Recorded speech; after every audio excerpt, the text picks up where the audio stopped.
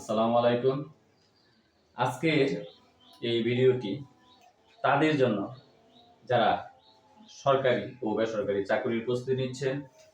চাকরির পরীক্ষায় অঙ্ক একটি গুরুত্বপূর্ণ অংশ। আর এই অঙ্ক থেকে ভালো স্কোর করতে হলে দরকার সঠিক কৌশল আর অনুশীলন। সেই লক্ষ্যে আমি কিছু গুরুত্বপূর্ণ অঙ্কের কৌশল, শর্টকাট পদ্ধতি এবং বিগত বছরের প্রশ্নের বিশ্লেষণ করে দেখাবো। চলুন তাহলে শুরু করি। এখানে একটি অঙ্ক দেওয়া আছে, সেটি কিন্তু 46তম বিসিএসে ঘটে এসেছে পরীক্ষা।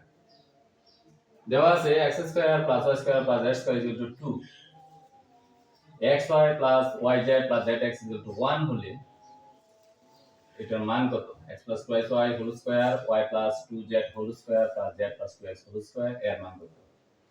তাহলে আমরা প্রথমে সরাসরি খুব দ্রুত এই অঙ্কটা এখানে করব এবং মানগুলো বসাবো। মানগুলো বসায় সরাসরি আমরা করে দেখাবো।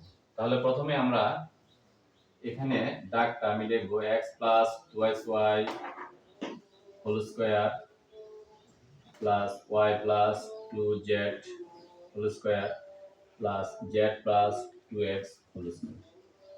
x plus 2y y plus 2z z plus 2y সমান, এটার সূত্র ভাঙাইলে a প্লাস b, আমরা যদি a plus b whole square সূত্রটা ভাঙাই তাহলে x square plus 2 into x into 2y plus 2y whole square plus এটার সূত্রটা ভাঙাইলে y square plus 2 into y into 2z plus 2z whole square plus z square plus 2 into z into 2x plus 2x whole square সমান x square plus 4xy plus 4y square plus y square plus 4yz plus 4z square plus z square plus 4zx plus 4x square. তাহলে x square এখানে একটা আর এখানে চারটা, তাহলে হচ্ছে 5x square. আর y square এর চারটা আর এখানে আছে y স্কয়ার আরো একটা, মোট 5টা।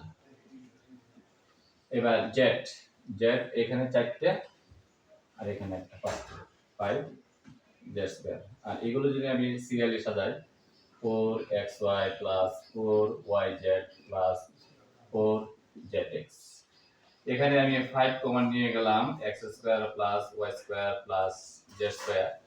এখানে 4 কমন নিলাম, xy plus yz plus zx।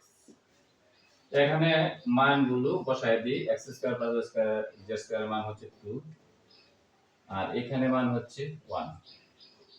তার মানে হচ্ছে 5 দুগুণে 10, 4 একে 4 সমান হলো 14। তাহলে আমরা অপশনে রয়েছে বড় ঘ 14। তাহলে আমরা এই অঙ্কটি সমাধান পেয়ে গেলাম 14, বড় ঘ অপশনটাতে আমরা 14। ধন্যবাদ সবাইকে।